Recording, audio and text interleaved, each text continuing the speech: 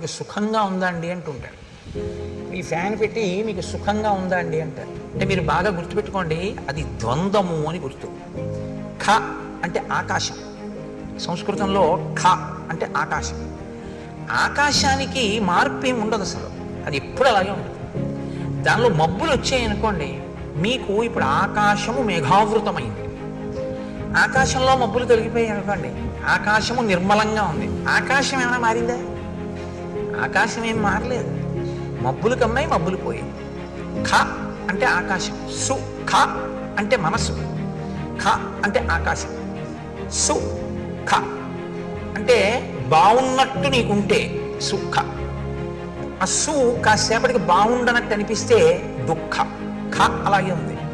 ముందున్న సు మారింది, దు మారింది. ఇది పట్టుకోవడమే వైరాగ్యం వైపు వెళ్ళడానికి మొదటి మెట్టు.